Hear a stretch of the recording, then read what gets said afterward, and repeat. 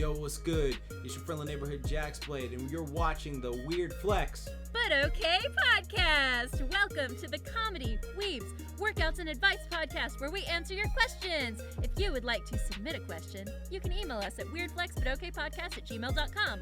And the music that you hear in every episode, up to this point, was made by What's My Name on Soundcloud. My name is Katy, KaniDay Johnson. This is Jordan, JaxBlade Downs, and we're doing a podcast, and whew, I just did a lot of talking. We did it. Yay! I really love doing those little intros. Oh yeah, they're fun. Those are always fun to do. So like, it's always good to just go like, yo, what's good? How you doing, people? And, you know, just have How's them it come hanging? in. And we How's got it it on going, point. fam? None of us messed up this time. Yes, it was perfect. First take. We've been doing a lot of first takes, and I like how professional in radio it sounds. I'm just like, hello guys, welcome back, and here's our today's sponsor. Welcome back. Although we don't have sponsors, but if any of you out there know about stuff like that, please send us a message or an email. Go watch our YouTube channels. Yeah. Oh yeah, we have a YouTube, and that's pretty fun. Yeah. And also, we've gotten a few emails from you guys, and at least like 2 of them said that they like to listen to us in their free time and that they really like hearing the different perspectives and just enjoy listening to us, and I really appreciate that. So yeah, so do I. Yeah, for everybody out there that's saying all this nice stuff, say more. I love it, and we also love you and are glad you're enjoying this. And send us an email. Yeah, We'll send us an definitely read email. Remember, at the what was it again, Katie? It's the Weird Flex, but okay podcast@gmail.com, because we love dead memes and each other. Yeah. Yeah, we and do. You. Yay. So Jordan, how was your week? It was pretty good. I like been working on stuff, been like doing a bunch of like YouTube video stuff. Nice. It snowed heavily over here, so that was fun. I got to like do the thing you would do as a boy, since that's what you wanted to do, and I got to do it with my dog, and it was fun. Not like that, so no one take that audio and make it weird. I just realized what you meant. Yeah, it was fun. And then I went to see the Broly movie with my friend Z. Like, I took him to it, and it was really fun. We had a blast there. It's interesting watching an anime movie with a bunch of black people in the theater, just like, oh, shit, that's crazy, bro. Yo, bro. It was great, man. You know, it was really fun. How about your week? How was your week? How was it? My week was pretty good. I actually saw Broly as well. Ooh, did you understand it with your, like, I did. I know. I did talk to some friends that told me there were a few differences from the canon in terms of, like, Broly's past and, like, the relationship with King Vegeta and stuff. I don't quite remember all the details. Well, this movie's canon. That old movie that Broly was in isn't canon anymore. Yes, I did hear that as well. So, yeah, there was some stuff that I kind of knew, but then some stuff that I was like, okay, I'll just roll with it. And yeah, we'll definitely talk about that more later as well. Oh, yeah, let's definitely do. Because we have a question about it. But yeah, in terms of the rest of my week, it was pretty good. I spent some time with friends, had a little date night, did some recording. I booked a really fun thing that I'm excited to do work on whenever I get another email asking, or whenever they ask me to do a thing, then I'll do it. Yeah, and I'm still waiting to hear back from some others, and I have like 3 big auditions this week that are due like before the beginning of February. So that's like, oh, and we also, Kruby Productions got announced as a guest for Comic-Con. Cool! Congrats! Which is exciting. Yes, we're going to be doing a lot of fun panels there. It's in Birmingham, Alabama, February 22nd through 24th. Please join us. It's really fun. We have Bring a lot your of own sites because they're combat ready. Yes, we're combat ready, and it's awesome. And yeah, that was most of my week. And this week it's just going to be right back to the grind. On your date, I saw like you posted pictures of it. It's just like it looked tasty. I was just like, oh, that's that fried chicken thing. We went to our favorite katsu restaurant, and Katsu, I also. Yes, it's panko fried chicken over white rice and some delicious katsu sauce, which is kind of a mix of like soy sauce, Worcestershire, and ketchup, and some other things. It's like a very interesting sauce, but I love it to death. So it's just like fried my second chicken patty sauce. over rice and soy sauce? Right? Yeah, it's really good. Okay, panko cool. fried specifically. Yeah. Well, you know, I don't like that a lot, missus. I love me some fried chicken. It's always good. Damn I it. tell you what, missus. Well, you know what else I had? My sweet Jordan in home Alabama, I had some delicious Kani sushi, which is super on brand for I me. saw you but make also it, just delicious. and it fall apart. We also made it. Yeah, it did. So we bought some in the restaurant, and I ate it because it's my favorite. And then Zach tried some of mine and was like, okay, I'm really craving some more of this. Let's just do it. So we went to one of our favorite supermarkets, Mr. Chen's, and we got some little Kani sticks, some imitation crab sticks. Oh, it's not real crab? No, it's imitation crab. That's what Kani is. Wow. It's made of like this specific fish, and it's made to be similar in texture and look. It's not lobster. It's like surimi fish. I can't remember the exact name, but if you Google it, it's like a big thing, and it's a very common little thing. Yeah, and it's really delicious. And so we attempted to make it, but we didn't quite get how to make sticky rice, so we just made white rice to make it sticky. You know, we tried. Well, it's kind of a thing. You need sticky rice for sushi.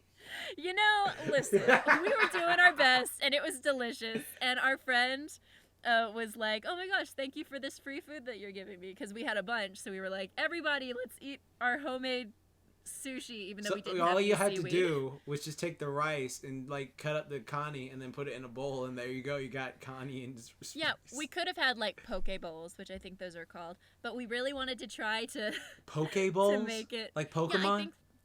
Yeah, I know there is a pun there, but I think it's actually called poke when you like take sushi and just bowl-ify it. Poke it in your mouth. Yes, you do, with a delicious chopstick or a spoon, whatever your preference is.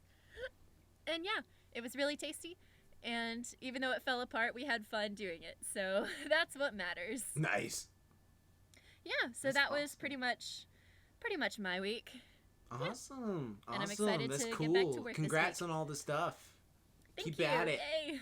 Go Very be a exciting. famous voice actress and all her stuff. This is the beginning. Y'all are listening to like the beginning of like a master actress who's going to be like Tara Strong level. So remember this from now on. You could be like one of those hipsters who's like, I knew her when she just did Arlene Sorkin impressions on a podcast with a random black guy. And she's going to be like, oh yeah, I remember that random black guy. His name was Gordon or something. He was cool. Well, it was even if I never make it to like that level of fame, as long as I get to do what I love, there's like this saying of like, they got famous overnight, but in reality that's never true. There's always years of hard work behind that. I mean, sometimes there's luck, of course, and like the guy who did the floss dance. Yeah, there can be people he didn't like train every overnight. night like, I'm gonna master this dance and do it in front of yeah, but like I've been voice acting for 5 years and I've still not even been on a game. But when some people look at what I've done so far and what I'm doing now, they would consider that success. And I do consider, when I compare myself to like 5 years ago or 2 years ago to today, I'm doing a version of what I want to do. Like I'm getting like steady auditions, and I have people that even email me, and that's like a step towards whatever it is that I'm wanting, which is just more consistent work. And so, you know, even if I never make it to a quote unquote fame level, if I get to consistently do what I'm wanting to do around people that also make awesome stuff that I love and respect, that's kind of the goal. And so it might not happen quote unquote overnight.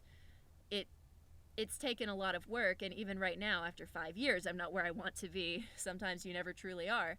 And that's the thing about whatever you're doing, there's always going to be more that you want. You may think, oh, if I reach this thing, that's what I want, but you're always going to want more. Yeah, because if you just get to that one thing, you're just going to be bored. Like people who are focusing on retirement, it's just like, okay, yeah, you get to retirement, now what? You're going to be so bored if like that's what your whole life was. It's just like you got to find something that you're passionate about. So it's like, and you have to find a way to enjoy the process and the people you meet along the way, the things that you get to do. And so building a life that lets you do something that makes you feel fulfilled every day, even if you're not like fully 100% quote unquote satisfied. Sometimes you never truly will be, but it's about like live life like a Ghibli movie where they make every small thing look amazing, like from cooking breakfast to sitting down under a tree doing nothing. Like they make everything seem like, yeah, that too.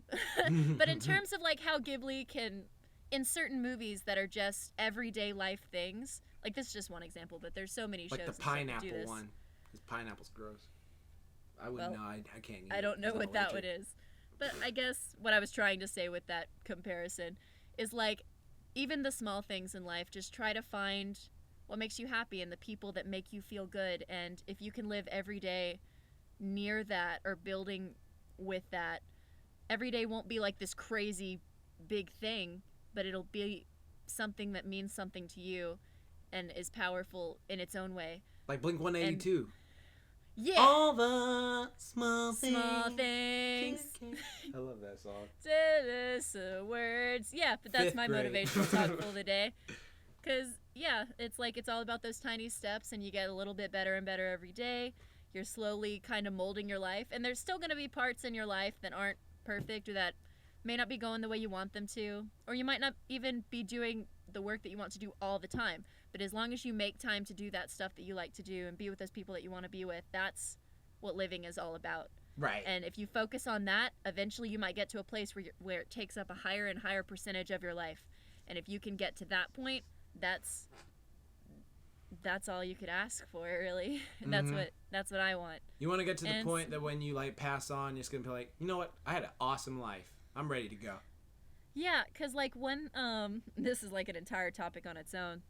But when I hear people say, like, would you rather not live a super fulfilling life, but everyone knows who you were and remembers you, and like you have a legacy, or would you rather live like a truly wonderful life and the people that know you love you and feel fulfilled by you, but when you die, you're not really remembered? I would rather have the second one, like, because when I'm gone, I'm gone. I want to make sure that my time here means something, that the people that I interact with while I'm here take something from that as well. And when I'm not here anymore, sure, it'd be nice if those effects still lasted, but what's more important is being here now and giving what you can while you can give it. And that's something that's been true for me for a while, because I've never wanted, even when there's another conversation point about like immortality, I wouldn't want to live forever, because I want to be with people. It seems boring to live forever, to my yeah opinion. It seems boring. Like Frieza said it best in Broly, so yeah, I don't want which to we live can talk forever. about later. That could be a hell. Yeah, exactly. So yeah, those are, I guess, a bunch of deep talking points, and if somebody wants to ask us a question to go deeper into those, we surely will. But for right now, I think if Jordan doesn't have anything else to say, I think it might be good to go ahead and start on one of our first questions. Yeah, go ahead. I think this one's yours, actually. Oh, okay, yeah. I always get the first question. Tee-hee, I forgot. Yeah, you do. Yeah, all right. So, this comes from Queen Pocahontas, and she says, or he says, because it might be one of those, who am I to judge? Since you've known each other for over a year now, have either of your qualities rubbed off on each other? I have like one thing that I know I got from you, but it might not be a quality per se. But... Oh, okay. I gotta hear this. What is it? I don't know. Do you have one? Do you want to go first? Yeah, I do have one. Tell me yours first. Oh my god. I've been... Okay, so this is gonna sound off. Usually, I'm a bit of a fuck life type deal, like whatever, one of those type of deals, like whatever. Like I'm very, I'm a kind so like this is the best way to put it. All right, I have empathy for certain things, or like a kind person or a kind child or something like that, and then like something happens to them, I'm like, oh no, like that'll affect me like horribly. But if like it's just someone I don't give a shit about, I'm like, well, fuck you, whatever, shit like that. I'm like I'm very cold and very less empathetic to a lot of things. But since I've talked to Katy, she's made me a bit more positive in certain aspects, just like, because she's always just like, yeah, this is so great and this is so good, and then like I see how happy she is over like little things. I'm not saying like little things to put it down, like little things, just like, oh, this is so great, oh, this is so good. And I'm just like, I wish I could be a bit more positive like that, because it's just like so, it's freaking adorable, first off, and it's just like, it's a nice thing of just like, oh, I genuinely care about this thing and this thing and this thing, and I love conventions, and I'm so passionate about it, and I just love this community, and it's just so great. And it's just like, this is actually like just seeing her like generally light up and be positive about it. It's just like, oh yeah, that's actually cool because like for me, most of the time I'm just like, yeah, it's cool. His life is life, and I'm like, there's certain things like don't get it twisted now because I know some people be like, but Jax, on your channel you're always so positive, optimistic. Yeah, because I'm talking about stuff I love. If I'm talking about stuff I love, I'm super positive and optimistic. But if it's not something I care about, I'm really, really, really indifferent to it. So like with talking to Katy, it's just like, okay, yeah, I'm still not at the same way I was before. Like I'm still a cold-hearted with certain things. Like there's certain things I'm just like, well, yeah, fuck you, whatever. It's just that. But like that's one thing she's helped me do. So there. Aww. Well, mine's gonna be not real good in comparison. Okay, whatever, it's fine. So, he's made me a little better with health. Oh my god. Okay. A little better with health. All right. At cons, there's this thing called an emergency pack. And when we were at Dragon Con, I was like, I had a bit of a tummy ache from doing this thing I do where if I see some junk food that I like and I'm real hungry, I'll eat it real quick. And I'll get real happy about it. And then I'll be like, oh no, why is my stomach hurting? Oh, look, the consequences of my actions. Hello there. And so Jordan was like, dude, like, well, obviously X, Y, and Z portions and blah, blah, blah. But also, there's these things called emergency packs. And when you're at a con, like, they just help you feel better. Like, it'll be better for the con sickness and, like, all this stuff. And I'm like, I've never heard of these ever. And so he gave me one. And then I started to feel a little better. My tummy was a little less rumbly. And he's completely converted me to these packets. And so whenever I'm, like, sick, or if I feel like I'm starting to get sick, I'll have one each morning. Aww. Sometimes I might have 2 a day, like one before breakfast and then one at night, if I feel I'm getting sick. And for cons, I'm officially, like, I have a stock for I'm going to take one every day. And so that's something that I've become a little more conscious about in regards to that. Yeah, and so that's something that's kind of rubbed off on me and that I've been able to stick to. And there's other things that I've definitely felt like he helped me with when it comes to like being conscious about health stuff, but I haven't quite committed to it in the way that I feel I should. But that one is one that has stuck. Yeah, so I failed essentially, but I'm working on it. Every day is a little progress, sort of, kind of. That's all you can ask for. Just 1% better each day. That's what I always say. That's my motto. Yeah. And Jordan, even though he says he's not positive, he's definitely been like a very big support pillar in my life as well. Whenever, like, I may seem like this ray of sunshine, but, you know, when the cameras aren't rolling, I do have shit that I talk about and shit that I go through. And I think everybody does to an extent. And it's easy to see the highlight reel of someone's life and not see the stuff that goes on in the background because it's maybe not somebody's business or they don't want to burden someone with it. Yeah, that's the problem with social media that these days. Yeah. Like that's why I don't think like kids, like little kids, should have like social media things till they get like older, sure. Because it's just like everyone is just you compare yourself constantly with people who are like, oh, just did this, just made $5 million.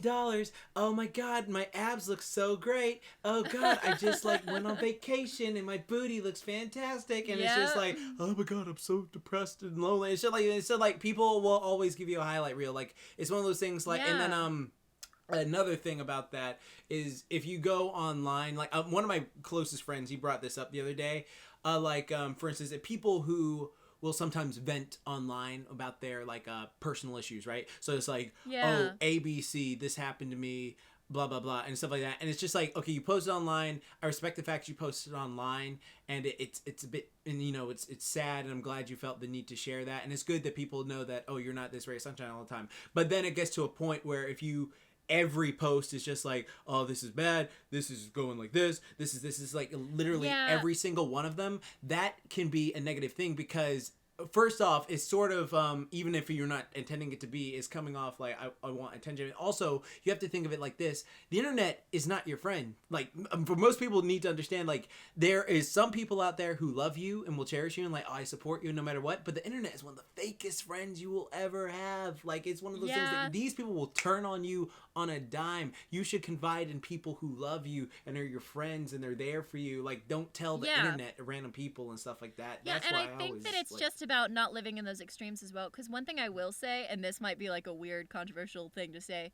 but I think growing up in the way that I grew up with Twitter, like I haven't had it since I was like a little kid, but I've had it for, you know, a good bit for quite a few years, and it's made me a better person in some ways. Like, not to the extreme of like Twitter will make you a better person or it'll make you a worse person. Right. But one thing that personally helped me with Twitter, and something that I try to do now that I have a few more people following me,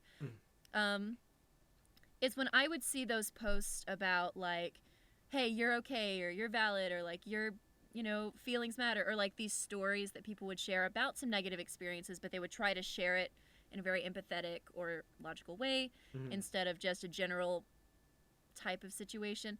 Like, a lot of those things would help me to realize, like, oh, I'm not alone in feeling this or that. And I would read the comments and I would see, the 2 sides or 3 sides of whatever it is. But a lot of that really helped me in understanding, like, the nuance of what people feel. And the fact that they shared it, even the negative stuff in the details that they did, helped me to understand stuff that I might not have understood before, or see things from a perspective that I hadn't before. And so, like, it's just about, don't live in those extremes of like only post negative or only post positive.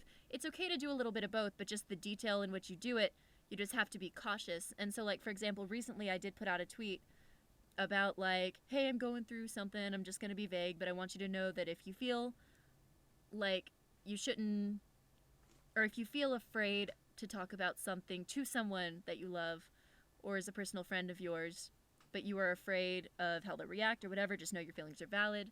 And saying something like that, I felt like there were a few people that might have seen that and felt a little stronger, because I know when I saw tweets like that, it made me feel that way.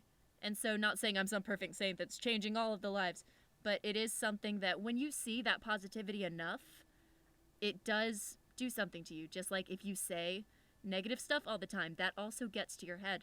And so I think there's something valid there in finding that good mix, but not doing it to a point where you're being too vulnerable with, the internet, one of your fakest friends. It's like, make sure you have intention and purpose behind it and understand what you could be doing to yourself. Like, take responsibility for that. So, post what you're willing and comfortable to. Never feel like you have to overshare, because you don't. You owe no one nothing on the internet. But if you feel like you have something that could help someone and you don't feel like it would take more than it would give, then do it. But, just make sure that you're not only relying on the internet to be your source of venting.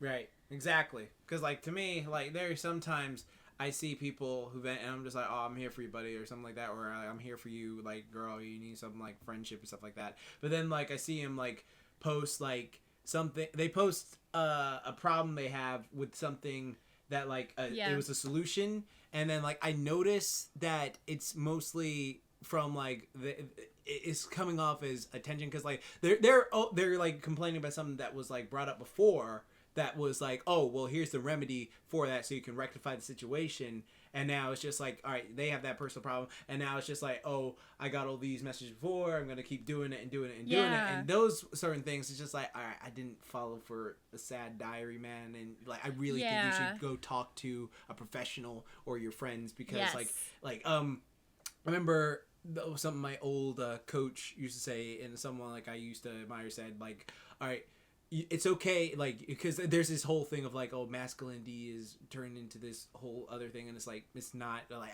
that's another topic for another day. But like, they were saying like, whenever you do this, you complain and moan, like, it's okay to do that sometime, but if you do it all the time, you're putting your weakness on display for everyone to see, and you're going to like cause, like, some people, while the people who care for you will be there for you, there are certain people, because the world isn't nice, they will like go, okay, well, I know this gets to them, and then I like have ammunition for that. And it's just like certain things that, it's like you really have to weigh the risks in being vulnerable on social media. And there are certain times where certain topics, if you feel like it's something you need to put out there, it can help other people. But sometimes if you think it'll do more to you than you're willing, or if it just doesn't seem well calculated, it's like, most of the time you probably shouldn't. Right. But there can be exceptions. And, this magical tool that we use at our fingertips has positives and negatives, but you should always be cautious with it, because it is, at the end of the day, a tool to be used, and you are the person in control of it. But also other people can can use it against you too. Yeah, that's why I made a video recently. I made a video, I want to say like end of December, where I was talking about something I was going through, because like as someone who does a lot of fitness videos, if you do fitness videos on YouTube, you're constantly scrutinized for your body no matter what you do. Like it's just like if you are like super big, sorry, that's a fucking plane going by. I hear it. Yeah. Oh, I don't even hear it. Don't worry, it's fine. Whatever, it's good. Anyways, people, this plane ruined my entire. No, I'm joking. It's fine. This is funny. But anyways, if you do fitness on like YouTube stuff, like you're constantly scrutinized no matter what. Like if you're bulking up, like adding muscle to your frame, and you're getting like, you know, building size, there's gonna be comments that support you, like, oh wow, he's getting jacked. But then there are also gonna be comments like, oh dude, you're like, he's definitely on steroids, or he's getting fat. What the heck's wrong with you? You're getting fat. Or if you're trying to lose fat and get like lean, get those abs nice and ready for summertime, like when you lean out, like you do lose some size, because that's just a natural process for you doing it naturally. And some people say like, dude, he's scrawny, he's losing his gains, what the heck's wrong with him? I can't believe he lost so much money. And it's just like, no, that's not what's happening. And then if you have like a good physique, a solid physique, where you're just like, yeah, I'm happy to look at myself butt ass naked in the morning, there's gonna be people like, he needs to do bodybuilding, he needs to work on his shoulders, his pectoralis major needs some more work. And it's just like, it doesn't matter. God. So like in my video I talked about like because I'm very open about this. I had like mental health issues brought on from my ego as a kid, because like I mentioned before, like how I was embarrassed and it bothered me so much, and that I felt the need to constantly prove myself to people who didn't care about me, and it just made me do all these stupid things that caused me to get all these stupid injuries, because I felt like I wasn't good enough. I felt like I wasn't good enough for this. I felt like I wasn't good enough for that, and I went in depth. It's on my channel. You can look it up. It's like what I wish I knew back then, or something like that. It's on my channel, JaxBlade. And I just went really in depth with like what I was going through, and that's something that I feel good to get out publicly, because like not a lot of fitness people talk about the mental health aspect, that they have to, you know, constantly maintain this look, even though it could be harder or something like that. And I didn't want it to come off as like, oh, he's just complaining about not getting gains. It was just, no, this is something I'm personally going through. I'm working towards it. Hell, I'm feeling a lot better right now, so watch your fucking mouth. So it's one of those things. But yeah, I just want to say that could be a whole conversation on its own, just like that. When you're a public figure, or when you're just online in general, all those expectations that can be put on you. But I know especially in your position, there's a very specific way that people want you to look. Mm-hmm. And I can only imagine what that's like as a woman. No. Yeah, I know. Like, poor women, they won't let them age. It's just like, oh, I know. That's a whole other topic. Yeah, that's another topic. All right, let's move on. That's fun. Drink your emergency packets that keep you from getting sick at cons. I'm like the Mercy of the group, the Overwatch Mercy. I always bring them, and my crew never gets sick at cons. So there we go. Yes, and you've definitely helped me in that. And those are kind of, some things that have rubbed off on each other. And I think one important thing that they're also probably noticing is that we're quite talkative, and we're both kind of like that. We are. We just we talk about one thing and then we go on to another. Yeah, and so I don't know if that's necessarily something that's rubbed off, but I know ever since talking to Jordan, like, we will just like zoom 80 miles an hour at each other sometimes, like, oh my gosh, this and this and this yes. And so I don't know if I've gotten faster or if I'm just more comfortable talking around Jordan. I don't know. We have a podcast together, so maybe that answers it for us. Word. But, I have another question that I think would be lovely to segue to. All right, cool. We have quite a theme for this podcast, which is going to be cosplay. We got one of our first emails from Philip Rodriguez Hart. He sent us a very lovely email, and he asked us a question, so we're going to ask it. We're going to ask it or answer it? We're going to answer it, and I'm going to phrase it in a way that is asking it. Okay, booyah. cool. I just stole your booyah. Booyah. You right? You're right. So, I've been considering getting into cosplay, but I have no idea where to start. So, do y'all have any advice? That's on you, Katy. As a matter of fact, you've cosplayed before. No, I haven't. I got Halloween costumes. That doesn't count. I got Halloween costumes. I guess. If right? That's what... I mean, does it? I don't know. Like, I thought Halloween costumes... Because, like, I'm very transparent. Like, I have not built any of my stuff. Well, the thing about cosplay is that it can be for anyone at any level. And so if you go to a con and... You see, the difference really between cosplay and maybe a Halloween costume is very slim, honestly. Like, there might be some differences that people could truly nitpick into. But honestly, at the end of the day, if you want to enjoy wearing a costume, whether you look like a character, whether you just enjoy the character, or you just have a few pieces on that represent the character.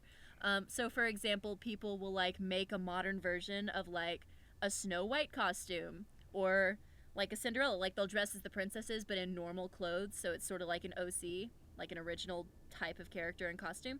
They could still say, oh yeah, I'm cosplaying as this character but in normal clothes. Some people could say, well, that's not what the character looks like, so is that cosplaying? Well, yeah, that's the thing about these gray areas, is that cosplay, as long as you are in a costume having fun, that's kind of the point. And so if somebody tries to tell you it's not cosplay, there might be a level that you could get to where you could really have a deep discussion about that. But at the end of the day, it's not that deep. Okay. It's more about enjoying it. And so to get into cosplay, really all it takes is find a character that you like and figure out a way to either make a costume, even if it's just from some stuff you get at a thrift store, or buy one on eBay. There's no one can tell you that if you don't make your costume, you're not a cosplayer, or if you make it but you don't use this quality fabric or this whatever, it's not a cosplay, or it's not a good cosplay. Incorrect. Cosplay is whatever you make it, and so, or buy it. And so yeah, that's kind of what it's about. So my advice would just be to start, like with anything that you want to do. I started cosplaying when I was about 12 years old, and my first costume was Sakura from Naruto, and I went to a thrift store, got a red dress, like stapled some ribbon to it. No, I hot glued the ribbon to it. And I stapled like some shoes with some socks so that they would look like ninja shoes. Like I made, you know, those popular shoes where it's like socks that have like a sole like glued to the bottom. What, Uggs? Well, no, there's like these fancy Gucci shoes or something where they just look like a sock, but it's like... Wait, you mean the ones that like toes? The toe shoes? I think so. But like, yeah, Naruto has like the toe shoes, so I just took some socks, cut out the front, like glued it to like this sandal, and I had my ninja shoes, and it did not look very great. I had a Party City wig, I had an eBay Naruto headband, and of course, my Rock Lee plushie. Yeah. And I went to AWA, I believe. AWA 2008 was my first convention, Anime Weekend Atlanta, and it was super fun. And I would even cosplay when I would go to the movies to see like all the Death Note movies when they were coming out, and I just had like a black and white striped shirt, a little vest, and I would say that I'm cosplaying as Matt from Death Note because the outfit kind of looked like him. Right. And nobody would tell me, you're not cosplaying. They'd be like, oh, that's really cool. And that's the kind of energy that I want to keep in 2019. But like, what if you're just wearing a white t-shirt and you're at a con and so someone's like, who are you cosplaying? I'm cosplaying L. It's just like, you could you're say lazy that. And you're like saying I said, like there could be somebody that could come into this conversation right now and say, well, technically, to be cosplaying, it has to meet this and this requirements. But honestly, leave those people in 2018. Just let yourself have fun. If you want to go to a con and wear like a goofy costume or something and say, I'm cosplaying this person, who is to tell you that you aren't? Have fun. Jessica Negri. Maybe. I don't know. She's just doing it her own way. Honestly, there are people that have tried to shame her by saying this isn't cosplay, this is just looting. But that's her version of cosplaying. And I think it's wonderful. I love looking at beautiful titties, and she has them. And even though I'm perfectly straight, admiring the female form and what she's trying to do. Yeah, to just save herself. I'm perfectly straight. Then I'm just looking at this girl's Well, let me rephrase. Not perfectly straight, because straight definitely isn't perfect. Just because Hey! Don't you shame me. How dare you? Hey man, all Yeah, exactly. All of them are great, but none of them are perfect, especially not straight. And you know, it's just what you are. And if it's what you are, then it's what you are. And I happen to be straight, but I think women's bodies are so fucking amazing. Like sometimes I'll look at my body and I'll be like, heck, I don't like it today. But then sometimes I'll be like, hell yeah, look at that. I love this. Yeah, every time she goes in the bathroom, her friend Hugh Jass is there, and he's just like, yeah. Oh my god. He's been pulling this shit on Twitter. He'll like message me like, hey, our friend Hugh wants to know if you have any Jass. And I'm like, Jordan, what the I know you set me up for something. He's been doing this ever since she was like, she was like this. She was just like, what are you talking? Because the night before I mentioned her, I was just like, is your internet okay? My friend Hugh wants to know about it. She's just like, who's Hugh? Like, what do you mean? And I was just like, never mind, have a good night. And then, like, I just, like, left, and she was like, what are you talking about? And then I didn't answer. And then, like, later on... you were on to your shit. No, you did. No, you did. No, I did. You wouldn't have fallen into it if you were into it.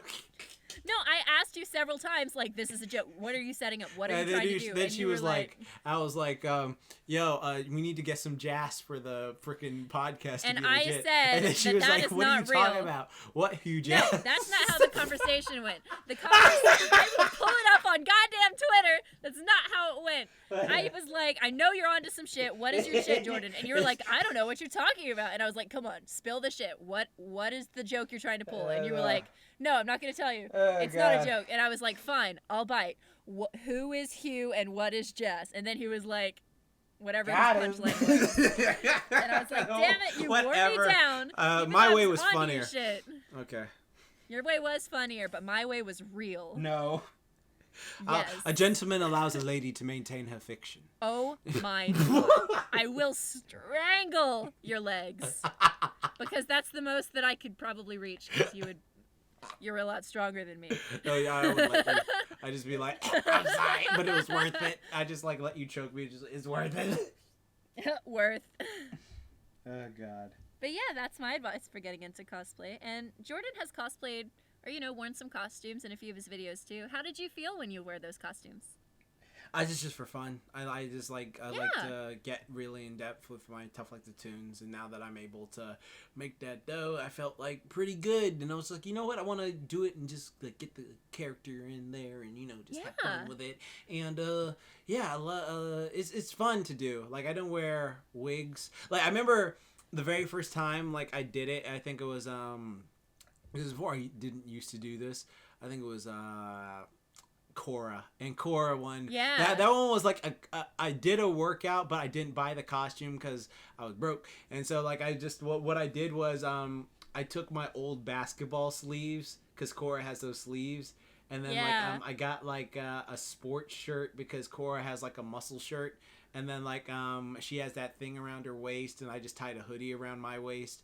And then, like, I just got, like, a headband or something like that. And it was fun. It was super fun. And I was just like, yeah, that was cool. That was my bootleg. No, the best bootleg Tough Like the Tunes I've ever done is my Ninja Turtle Tough Like the Tunes. Because all I literally did was I got a green shirt. I cut the sleeves off of it. And then I got, like, 4 like square yellow pieces of paper, and I taped them to my like shirt so it looked like a turtle shell. Then, like, I love that. See, those are the stories. That's how cosplay can start sometimes. Oh man, it was so fun. It was so fun. That's the beauty of costuming. It's like you just put something on and you're like, I'm having fun. This is really great. And that's beautiful, Jordan. And I'm glad you get to do it more in your videos too. I really liked the JoJo video that you did. I love the costume that you wore. Well, thank you so much. I appreciate that. It was like really cool. It was nice wearing down. Hello? Yeah. Can you hear me? Okay, cool. Yes, I can. Oh man, I thought I had lost you for a sec because there was like a you pause, always but it was. Lose me. I do. We always lose each other in conversation because we'll just go on so many different tangents. But I think we were pretty good at staying on topic. Yeah, for we this were one. awesome that time. Yeah. Like, you remember that one time we didn't stay on topic and we started talking about the. I know. I knew what you were doing, and I was about to be like, "Oh yeah," or the time where we talked about. Yes. Well, speaking of topics, Jordan, why don't you bring us to our next question? And thank you for submitting. Philip. Who asked? Yes, Thanks, Philip. Thank you so much for sending an email. Thank you. Send us one anytime. Anybody that sends one, we will definitely read it. Yeah, email us at weirdflexbutokaypodcast at gmail.com. Woo! Yeah. Oh, we did that in order. Oh, that's so cool. But yeah, awesome. Next question. All right, so this is a pretty good one. It is, if you've both seen it, what do you think of the new Broly movie? All right. Cracks knuckles. Oh, there we go. That was a good one. Cracked them right in the mic. I was invited to the LA premiere to see this a month ago, so I'm a bit better than everyone else who's mainstream seeing it. No, I'm joking. Oh my gosh. I saw it, and I saw it with a bunch of other Dragon Ball YouTubers and other anime YouTubers, just YouTubers in general, like ProZD, Katy Film, there were so many people there, and the voice actors were there too. I got invited to the after party with Chris Sabat and Sean Shamel and Vic Mignogna, and I drunkenly danced on Monica Rial that my friend told me about until he took me out of there. there, and it was God. it was fun.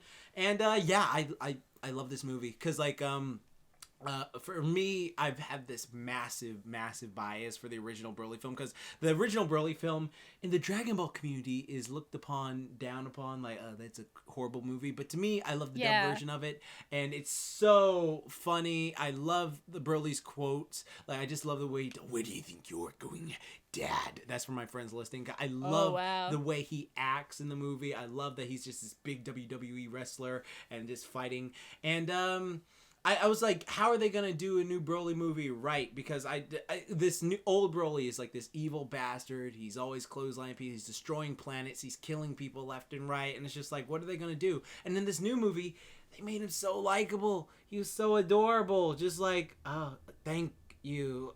This is my friend Ba's ear, and I loved it. And it's just like, I loved him so much. And then like, I know. Oh my God, what else was there? There was I love the beginning of the story because like the beginning of the movie was Dragon Ball Minus, which is a thing that a lot of Dragon Ball fans do not like because they they changed how the origin of the story. Like they changed like, oh, Bardock used to be this badass guy who used to kill all these people in the that was a fan-made thing. I mean, that wasn't fan-made. It was like a TV special, but it wasn't directed by Akira Toriyama. But he loved it so much that he incorporated Bardock into his manga, and then he rewrote it and all this stuff. And that's another tangent for another day. But I love what they did. I love that we saw Goku's mother finally animated and finally voiced after all these years. She was great and adorable.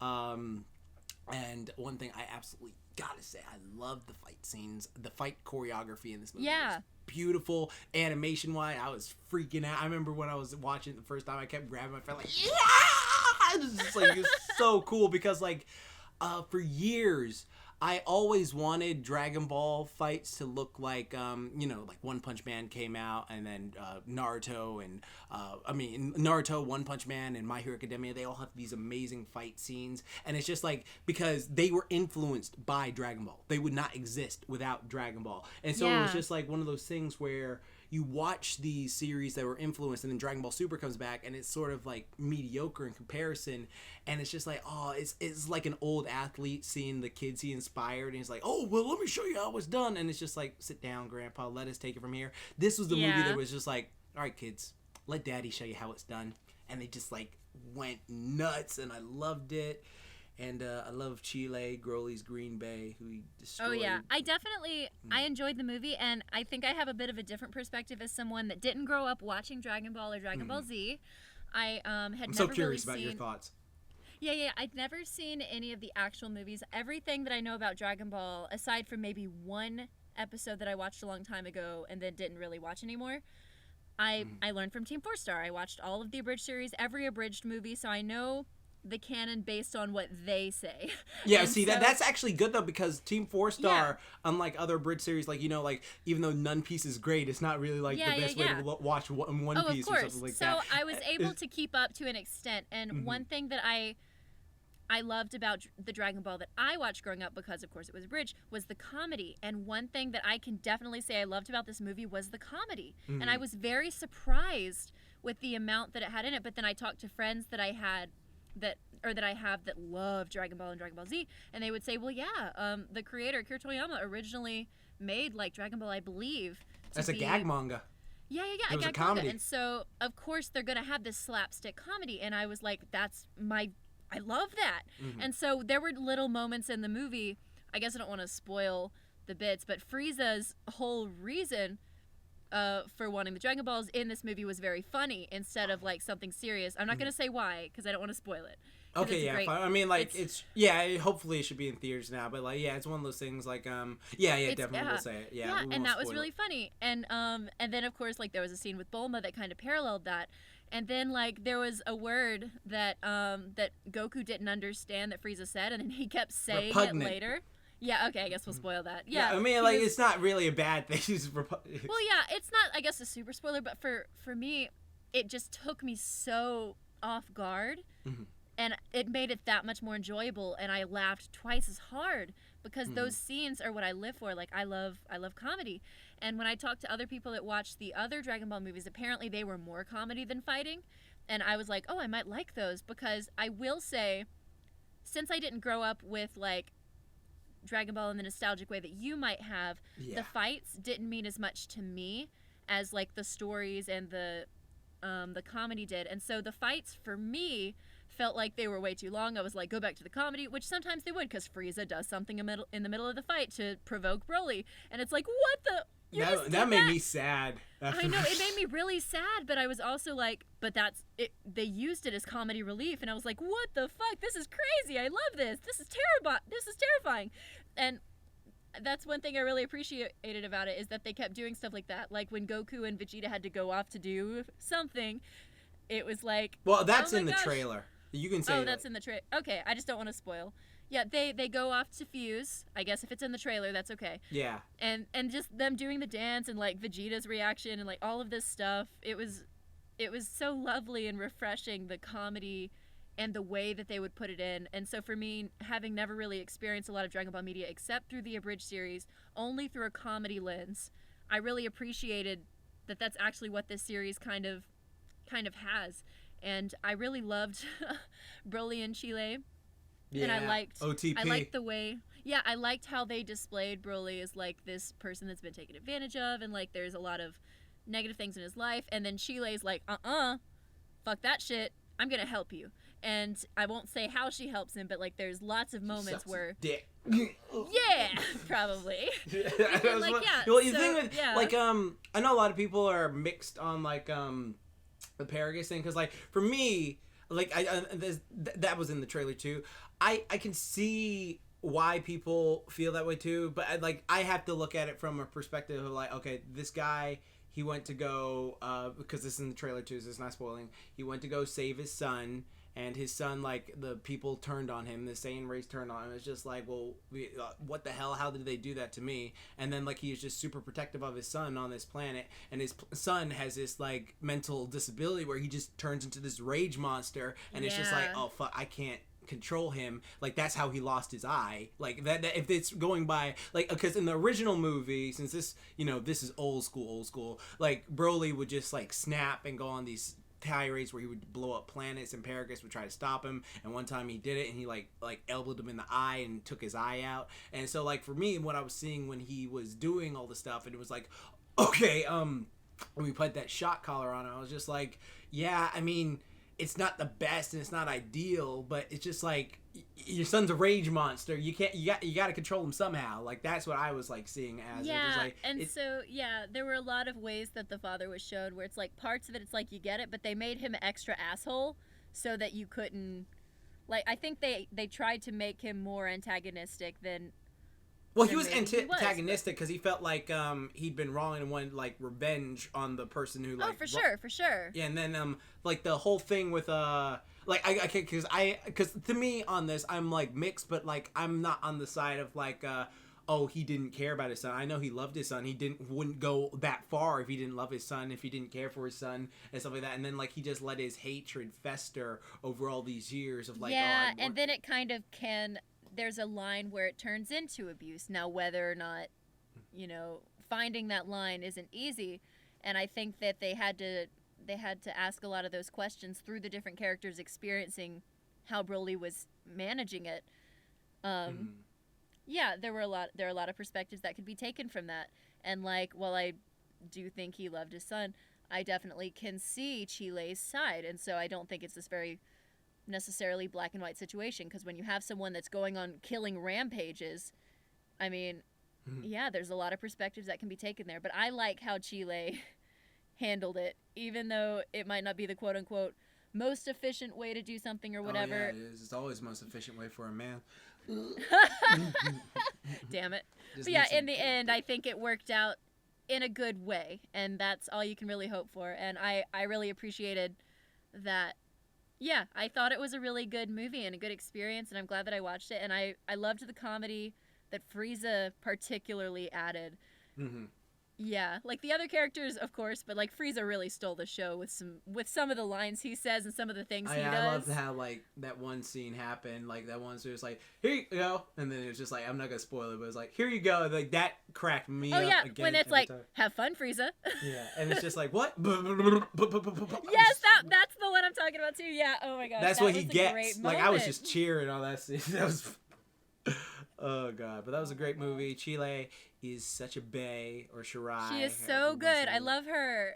My goodness. She's so cute. She's so freaking fine. She's got a rump. They kept zooming in on that. The fact that Broly had never seen a woman before, and he was just so quick to be like, hey, stop bothering her when something was happening, and just like, he didn't try to like grab her boobs or like do anything. I was just like, he's better than Goku, because Goku, when he was a kid, like that's one thing, so you got to read OG Dragon Ball for, because like when Goku was a little kid, he could not tell the difference between a boy and a girl, and so like what he would have to do. Yeah, I've seen some stuff about that online. Yeah, he would have to like tap the crotch and be like, "Oh, you're a girl, aren't you? You don't got no balls." It was like the funniest thing, because it wasn't like it was sexual or anything like that. It was just because he was so naive. He'd grown up in the woods for years and he'd never seen another person, and so like he didn't know like the routine. It's just like, "Are you a girl?" And he would just tap the crotch and be like, "Oh wow." It's just so funny. Oh my god. Yeah, I've seen bits about that online, but I'd never like truly read it. And yeah, so I thought that was an interesting thing that they did too, like with the really awesome female character. Like, she was a badass, and like they didn't go that route with Broly, and I thought like their relationship has a lot to desire in terms of like, I want to see more. Yeah, they destroyed each other. I've seen a few pictures online, or a few dozen, thanks to you retweeting them. Sorry. And I totally love it. No, I love it. I love it so much. Oh, like I would totally read like a cute comic about them living on that little. Oh, I got one for you then. Oh god. I want a cute one, not a fuck one. I mean, maybe a fuck one. But it's later, adorable. Like I fine. Okay, maybe later. We'll talk about that one later. Okay, afterwards. But yeah, those are my thoughts and Jordan's thoughts. But yeah, do you want to go to our next question, Jordan? Isn't the next question yours? Yes, it is, Jordan. Damn it, stop having good points. Booyah. You right. So, you right. This is another cosplay question, and this is from our friend Ellie Monty. Eiley, my hubby, my husband. Eiley Monty. She's my husband, just so y'all know that. Best husbando. But she would like to know, if me and Jordan could do a group cosplay, what would we do? I don't know. I have to buy it. I can't make stuff. Yeah, I can't make stuff either. Actually, me and Jordan will be potentially doing a costume Oh yeah, we are. Together. It's not potentially, we are. Oh yeah, it's definitely because I already got the stuff for it. It's like looking at me right now.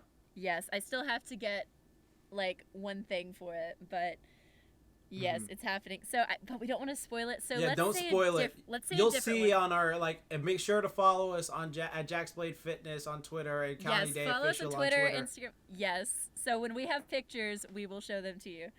But I would love to do a One Piece cosplay with you. Okay, what do you want to do? Well, I'm already gonna try to cosplay Nami, so I don't know who you would want to cosplay. Oh, so you're just gonna get a bikini and put a red wig on?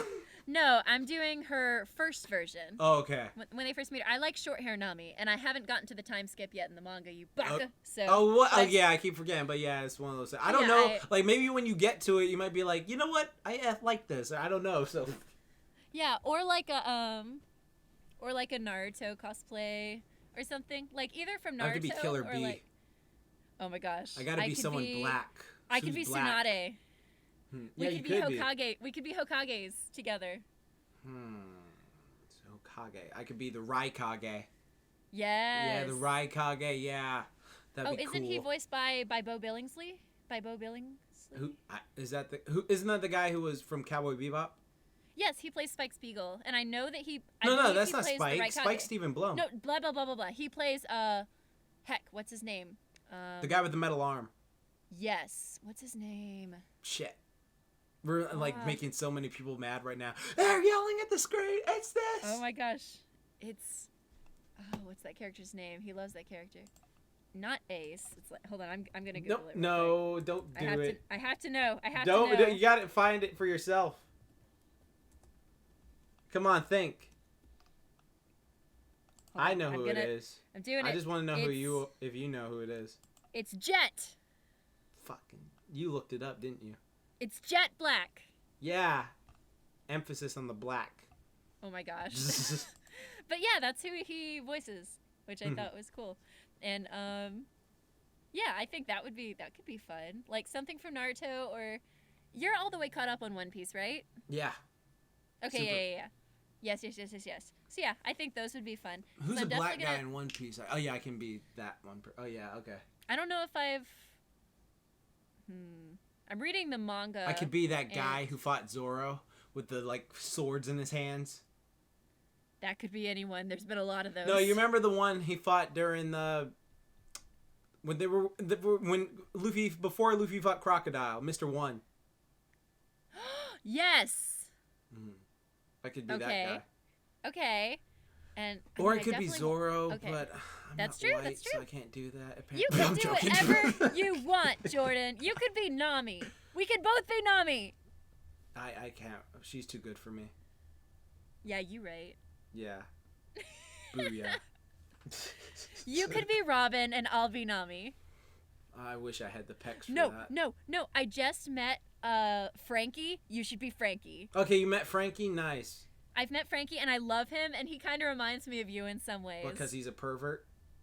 Well, I didn't know that. Okay. Because Sanji's more of the pervert, but he's very like, his comedy style is very punny and like Super! all over the place. Yeah, when he does that thing with the starfish. With the starfish. Yeah, you know what? Like I know Broly he has a centaur farm. There we go. And, like, oh, well, no, I don't want to wear body paint. Why? Fuck that shit. For me. Body paint is hard. It's hard. I've never done it and I'm scared. Do it for me. Please. Please. It's scary. Please. I already have too many on my list for right now. Please. Anyway, but I do love her. But please. I can't, Jordan. I can't do it. Please. It's but you have the butt for it. That's true, Jordan. But I can't commit right now. I also have the butt for Nami, and I have to commit to her. I want Nami, and I want our secret costume to happen. Fine. So yeah, that's what I would do for a group cosplay. But like, do you have any other ideas for what you would want to do besides those?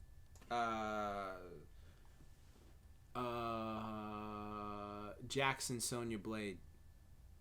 What? From Mortal Kombat. Oh, I've never played that. Oh, you never played Mortal Kombat?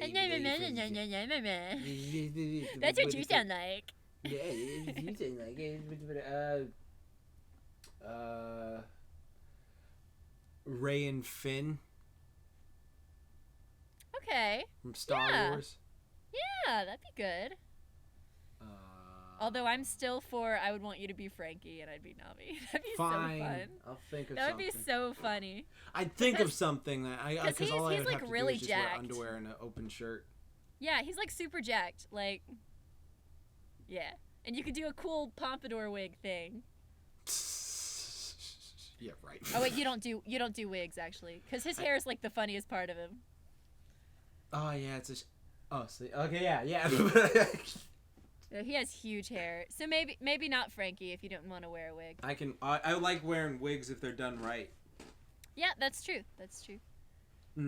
Well, there we go, Monty, hubby. Yes, there you are. There's some group cosplay and future cosplay things that we've talked about, and now we're sharing with you. So, Jordan, why don't you take us to our next question? Okay, this one comes from Hot Dog is Not a Sandwich. You're right there. If your 5-year-old self suddenly found themselves inhabiting your current body, what would your 5-year-old self do first? So you're 5 years old and you're in your grown-up body. I don't even remember being 5. Okay, how about this? We'll reverse it. You're like your brain now and your 5-year-old body. What would you do? Oh God. Like you're intelligent, but you're in the body of a toddler. You're 5 years old. Just like you could show off during math. 1 plus 1 is 3, 4. Be 2, 2. I would probably do some stuff like that, and then I would just like take eat as much advantage of ice the fact cream and that cake I get as you want and not be affected because children metabolisms rock. Yeah, you're right. I would probably do some of that. I could probably pull some really good pranks, like. Yeah, you can pretend to be stupid, but then not be. Yeah, stuff like that. Like it depends on how long I'm in that body, because it would be really cool to like ride on the back of a dog as a small child.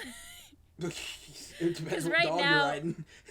That's true. If it's like a big dog, like Could you ride your dog that steals socks? At 5? Maybe if I was 5, maybe. Like, when did you... And I don't mean this in, like, a negative way or anything like this, since you're, like, an inch taller than me. Like, when did you, like, start, like, growing in height? I think in middle school, 5th grade was when I started being the tallest. Okay. So, however old I was in 5th grade, I was, like, really growing. Okay. 4th grade, maybe, but I know 5th grade is the last that I remember when it started, like, being real tall. Okay, then. Well, it's good because that's not 5. So 5, you could still be a rugrat and do some rugrat stuff. Oh yeah. I was a little babu, and I wore overalls and I had a bowl cut. Yeah, I saw it. Did you have an accent when you were younger, since you come from a Southern family? I sincerely don't remember because I was so young, but I probably did. Do they have any home movies of you?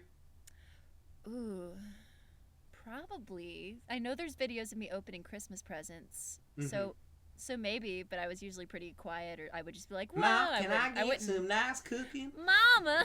Mama. Just imagine little Applejack or Apple Bloom from freaking the gosh. It's but probably Mama, how it was. I want it now. I want it now. I want it now, Mama. I mean, yeah, so there is a video of me and my class singing Sweet Home Alabama. Sweet Home Alabama. But you couldn't really pick out my voice from it, but I was there and I was passionately into it. That's a memory that I still have, is being in that studio singing it. Mm-hmm. Like, because me and my class were visiting, like, the country music whatever, and they put us all in, like, a real recording studio, and they let us record Sweet Home Alabama, la la la la la, like stuff like that. It was super cute. That was awesome. Big wheels keep on turning. Keep on turning. Oh my god. Carry me home to see my kin.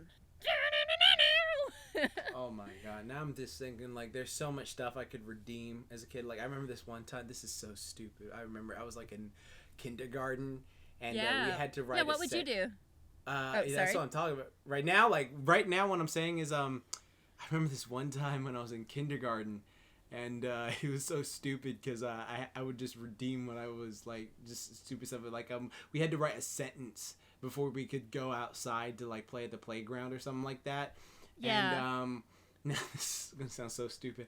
I was writing, like, what do you like to do in your spare time? And it was like, when I get home, I like to watch, and I was thinking of the word television. That's what I was thinking.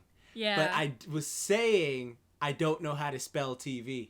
I do not know how to spell TV. Like, I saying, like, I like to watch. How do I spell TV? How do I spell TV? And I kept saying it over and over again. And it's just like, I was thinking television, but I was verbally saying it. It was just like, oh my god, that's so cute. So stupid. It was so funny. That's adorable. And then I'd probably get more passionate. Well, if you switched bodies, you would say, I would watch more TV. And then I could be like, yeah. And then I could get really in depth with my Street Sharks transformation and just be like, like, be a Shakespearean actor. Oh my god. Street Shark. That would be fun. Baby Shark. You'd be Baby Shark. Because you'd be a baby. Shark. No, that's what that video is. Don't tell anyone. That's silly. Oh my god, it's just Jordan. It's just me just doing that shit. Shark dive! This is stupid shit. Yes. So that's what you would do if you switched bodies. So what would you do if you switched bodies? You said what? So what would you do if you switched bodies again?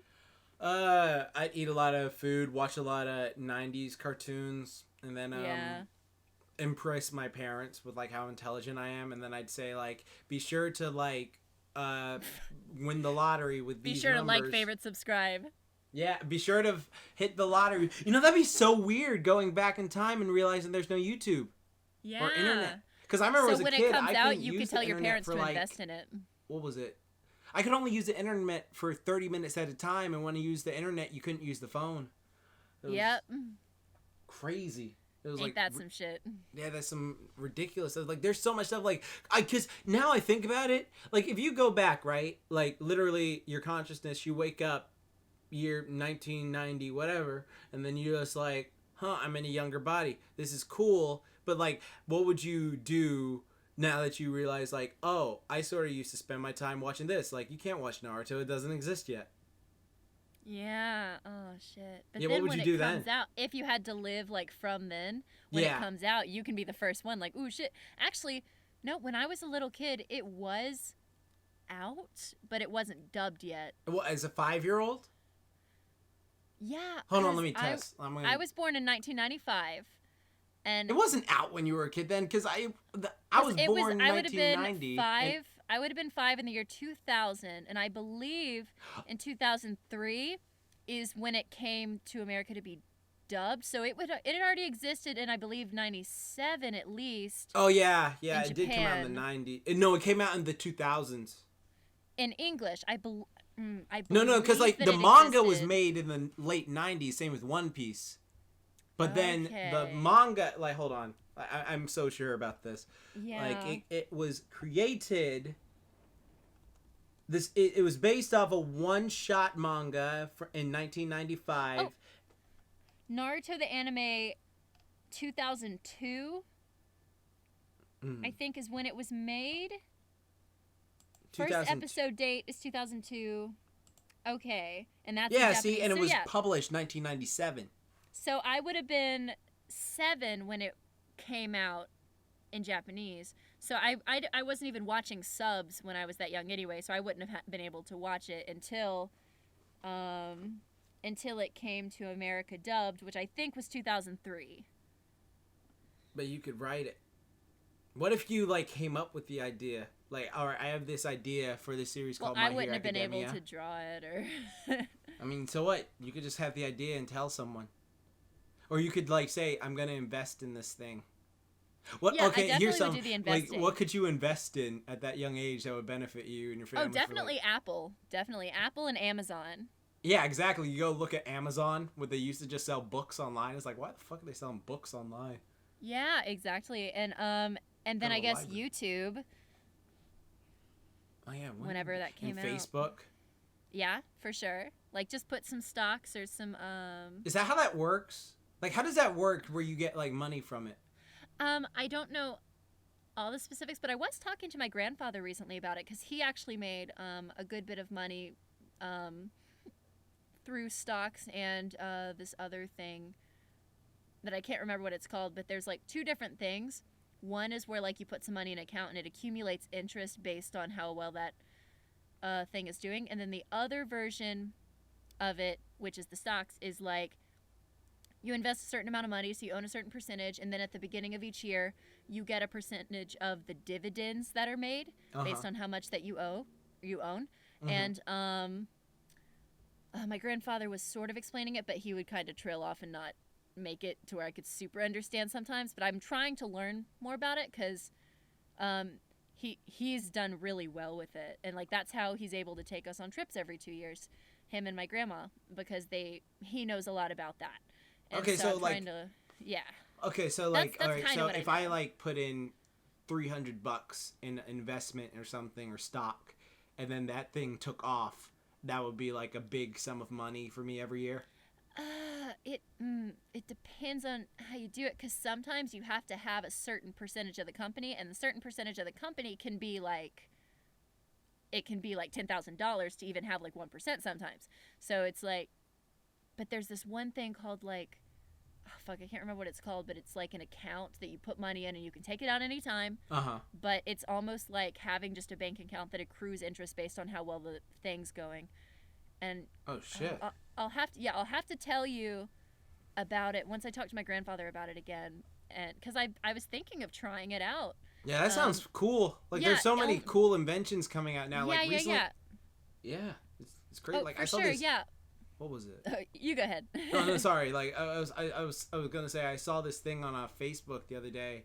It's like a universal translator where like you talk into it and then like it just takes your words and it transcribes them into Japanese or something like that. And then when someone speaks to you in Japanese, it takes the words and then transcribes them to English. And I was just like, I remember the word. It's called a mutual fund. A mutual fund. A mutual fund is the way that he's recommended to do it. I don't know all the specifics, so I couldn't give you exact advice right now. I'm still trying to learn. But I know he said he did like mutual funds, and so you would pick like a company that's like huge, you know, and it would just kind of be essentially like you had another bank account that you had some money in, except that it would just accrue interest based on how well the company was doing. And there's other steps involved, but that was the gist of it. And it didn't cost any money to open one, versus there's other situations where there's certain fees that might be applied. But I don't know all the specifics there either. But I know mutual fund is what it was called. And I think it's like affiliated with, I'm being so vague and I'm sorry. No, it's fine. I'm actually generally listening to this. Yeah, because I'm trying to be very accurate and precise with the knowledge that I do have, which isn't very much, because I've only had one conversation with my grandfather. Right. But I know that the mutual fund is potentially attached to, like, the people that kind of own the company, per se. Because, like, sometimes, like, if it's like Fox, but Disney owns it or something like that, it can make it a different situation. And there's so many little variables. And, yeah, I feel like I wish I could tell you more, and once I know more information, I'll definitely talk about it more. But there are definitely people out there that know way more about it, mostly my grandfather. And he's like, there's a lot of things about my grandfather that are interesting, but like one the cheese thing? The cheese thing? Oh, God, yeah, that food that him and my grandma eat.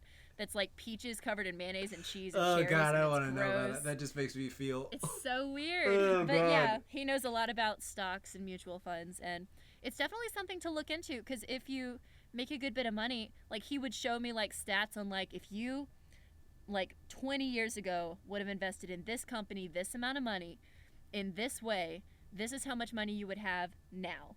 And then if you keep it in there, here's how much you might have in 10 years. And it's like, really? It's, like, fascinating to hear stuff like that. And he keeps very close track on it. Like, there's some stuff that, like, I don't think he pays enough attention to. But when it comes to the stocks, he knows. Like, we even would just have discussions about, like, well, I think Disney is, like, really doing well, but apparently Disney's only worth, like, 98 billion or 98 million versus, versus Amazon, and, like, a bunch of these other characters or things are worth, like, 250 million and or billion. I can't remember if it's million or billion, but there are some that are worth, like, yeah, I think it was 98 million, because there's this other company that's worth, like, billions that I've never even heard of. But I know that the top earning companies are, like, 8 of them are American and 2 of them are Chinese. And oh, damn. Okay, that's awesome. Oh, yeah, for sure. That's awesome. And, Jesus Christ. Yeah, and so... I love how we just, like, took this question about, like, childhood, and now we're talking about, like, well, then the stock's about this, and the market is... sorry. No, it's fine. Yeah. No, I'm not just saying it negatively. It cracked me up now. It's just like, we're talking about, like, well, if I was a kid, we're talking about, like, yeah, so anyways, this is kind of stocks, investing and this in is the why you stocks. need to Dude, invest if I in. was a kid and I had stock knowledge, oh my God. You'd be so rich from family. Yeah, like, it's something that I genuinely want to learn more about, because apparently it's a way to just, like, if you come across a good portion of money that you're willing to invest, my grandfather and grandma insist that, like, that's a great way to go. Like, if it's, you know, not more than you're willing to lose, of course. Right, like, exactly. Like, you don't want to, like, donate 10,000 and lose it and just be like, oh, fuck, now I don't know what to eat for the next 10 months. Yeah, unless 10,000 isn't a lot for you, because there's people that their pay grades could afford 10,000, and exactly. You know, it's just about what can work for you. But sometimes a certain amount of money that can work for you might not even be worth it, because the amount you would get back over the amount of time wouldn't even be worth it. So it really depends for each person, and there's so many variables. But it's definitely something that if you can look into it, like. Yeah, because I'm definitely trying to learn more about it. Yeah. Yeah, that's awesome. Well, especially thanks for that. Funds. Sorry if people have been listening. I was just like getting business advice down from my friend Katy. It was just fine. But yeah, that was just something I was curious about. But yeah, if I was a kid, I would eat a bunch of sugar candy, watch a bunch of 90s shows, then help my parents get rich so that we wouldn't have to worry about same. it. So, yeah. But yeah, I think that can bring us to our final question. Which is from you, Katy. So why don't you go ahead and take it? So this comes from Chris from my Instagram. Disciple. How you doing, Chris? How you doing, love that buddy? Kid. He's awesome. Yay! And he has a very, like, serious question. So we're gonna take it down a bit, guys. We're gonna lower the mood here, guys. If I had, like, a cool, soothing track to play for you, I would. So you're just going to have to deal with the ASMR of me talking up into the microphone. Oh, yeah, get closer. This is how we're doing it. guys, when you're feeling down, You gotta like make all these noises. guys, when you're feeling down, how do you stay motivated? Well, what you do? I'm like the Joker licking my lips. ASMR laughter, just stifling laughter. Yeah, you're welcome for us asking the question that way. I don't know who wanted it, but you got it. Mm-hmm. So anyway, yeah, the question is, when you're feeling down, how do you stay motivated? And we've had a question similar about like when you feel down, how do you know, like you pick yourself back up, or how do you, whatever. But this one's more specific on like staying motivated to like do work and things like that. And I think me and Jordan can be pretty productive people, and I think we also have our ups and our downs. Oh yeah. So I think my we're last definitely. name is Downs. Got him. Yeah, I think we're people that can answer this question. So, for me, I mean, I've heard a lot of people say like motivation can be fleeting. Like sometimes you won't get that spark of inspiration or motivation. It's just about building strong habits and dedication. And discipline, yeah. And so sometimes motivation can be good, but discipline is more important. But that's just like a cookie cutter answer. He wants to know a little bit about when you're feeling down, how do you get out of that and keep on working? And sometimes you just have to work through it. And sometimes you do need to take a step back and just say, hey, this is a lot for me right now, and it's okay to take a break. Because we do live in a society where like sometimes our value is based on our productivity, or sometimes it feels like if I don't get this done in this amount of time immediately, oh God, I am going to fail. It's going to be this extreme negative situation, when in reality sometimes you have to accept that you're only human, and just because you're feeling down right now, it's not permanent, and you will get the work done. And you don't have to sit and simmer in that. It's okay to take a step back and say, I'm going to touch this tomorrow or in a few hours and get something else done. And yeah, that's kind of some generic advice, but it really rings true. Like, build that discipline in yourself and understand that whatever pain or sadness you're feeling is only temporary, and that it is always going to be there, in terms of like, you can't escape the fact that in life you're going to have negative times, but you are also going to have positive times. Those are inevitabilities. Those are truths. So if you accept that and understand that moving forward, when the bad times come, you'll understand that you aren't stuck there, because the good times will also come. And so whether that applies to the work that you're doing, or seeing friends, or just needing to get up in the morning, that's something to remember. And hopefully, if you can apply that, it'll help you get work done too. Right. Yeah. Yeah. So what would you say about that, Jordan? Or did I take it all? No. So I'm just gonna do the complete inverse of Katy when I do this. Okay, so what I usually do, and I'm so sorry, Katy, for this, because I know you're so fun, but I focus on like people I really despise. God damn it! And I'm just like, what the fuck are you doing? Like, because I just think of all these people who just like don't want me to succeed, and I'm like, yeah, you're happy I'm feeling down, right?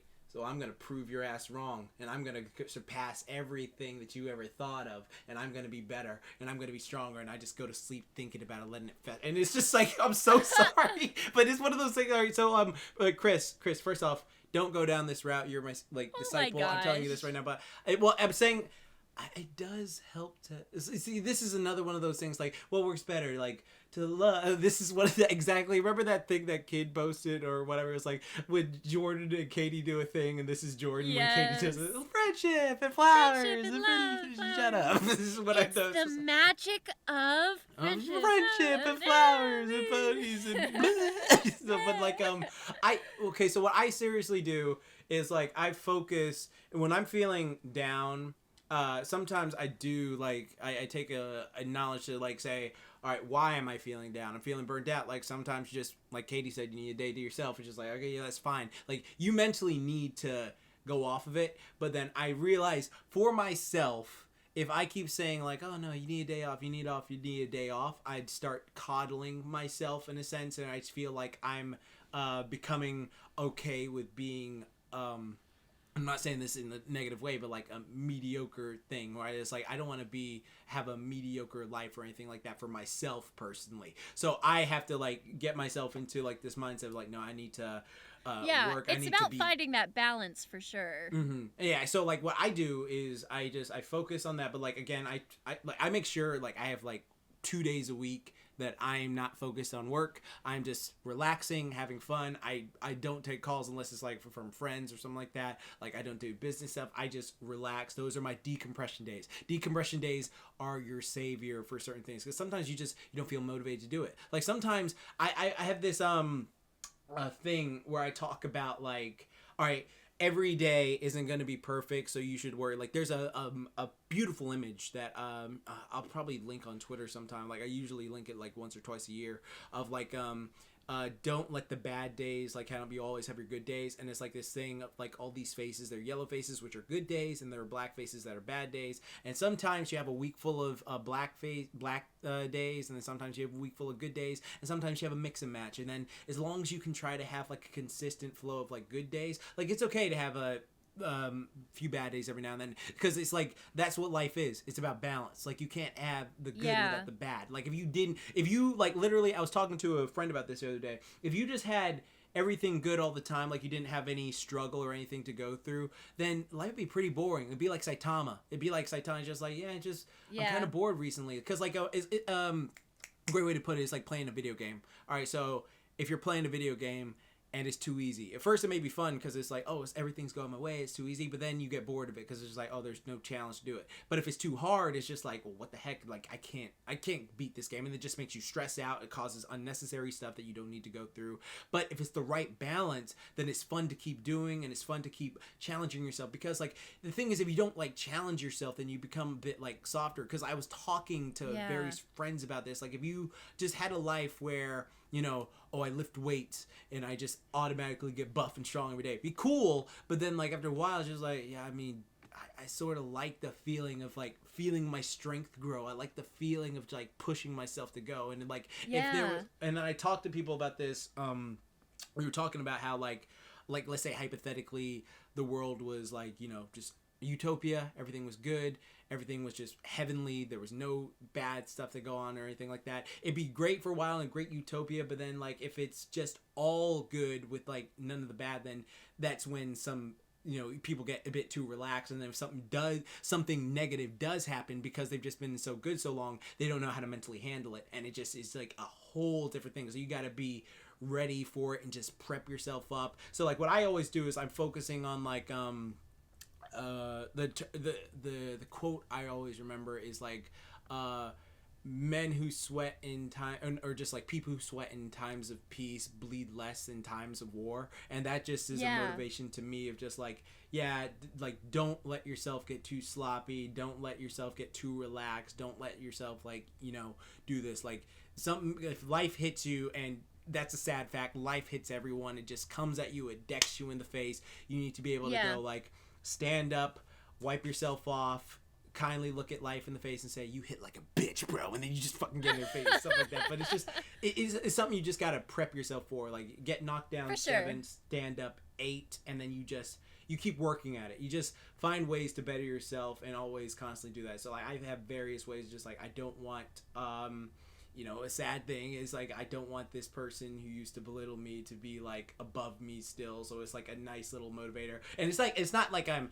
like festering on like I'm gonna kill this motherfucker or something. It's just like, okay, well, I know what I'm doing, and what are you doing? Yeah, how about now? And it's just one of those little things. It's just a little thing I do. But also in our line of work, I feel like sometimes it's like easy to be forgotten, in a sense. Like okay, so like this is something I'll open up about, is like I have this thing I talked about with my therapist about where I have this like thing, I'm scared of being like replaced or something, like where I feel like, oh, I don't want someone to like take some what I have or take something that I got or something like that I worked for, and it just like it festers in my head. It makes me think all this stuff, and I work towards it so it doesn't happen. Because especially with YouTube, that's just like the name of the game. If like you don't let's say you take a break. Well, you can come back and like maybe have like a thing like a JonTron or whatever that one guy with the big chin is, and then everyone like, you know, loves you and you can come back and do that. Sometimes like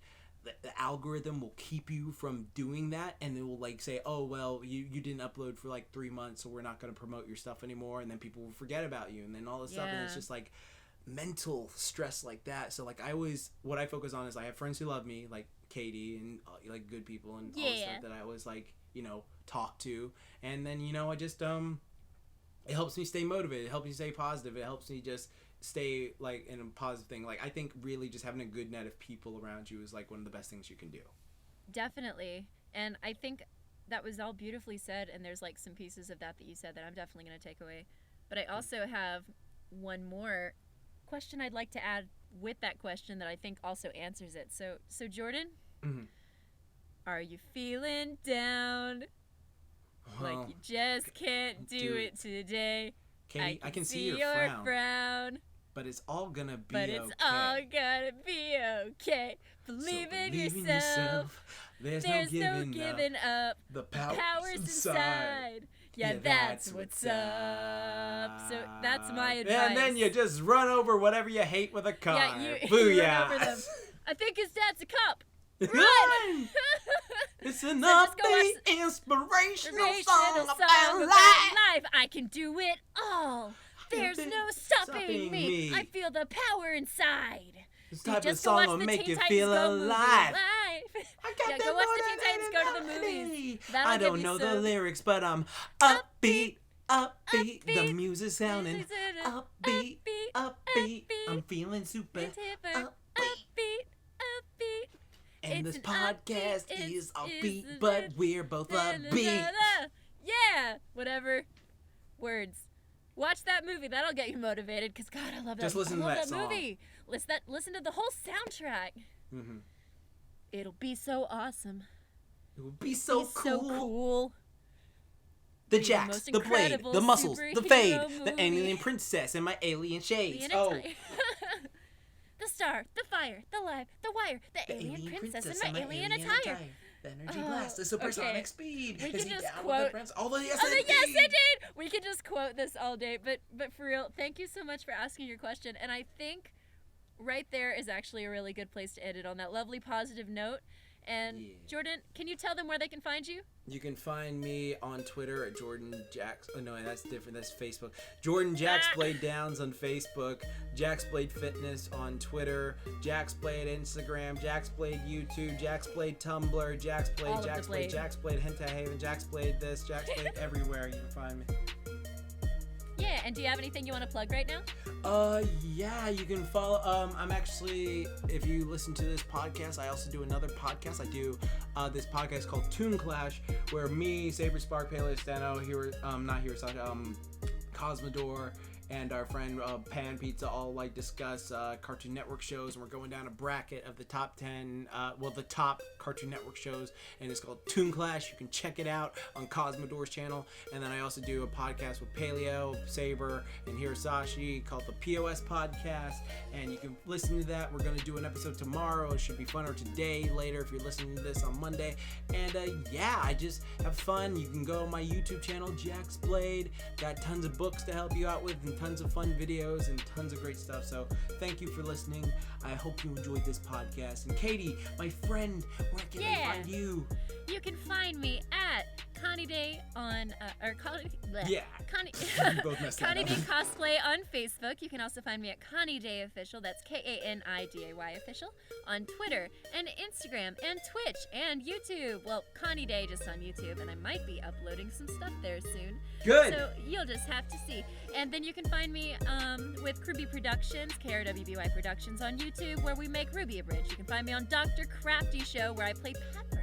And I also am a writer, and that's pretty fun. So yeah, those are some projects that I have going on. Those are where you can find me. We're going to be at Comic-Con in 1 month, which is going to be great, doing panels, having a good time.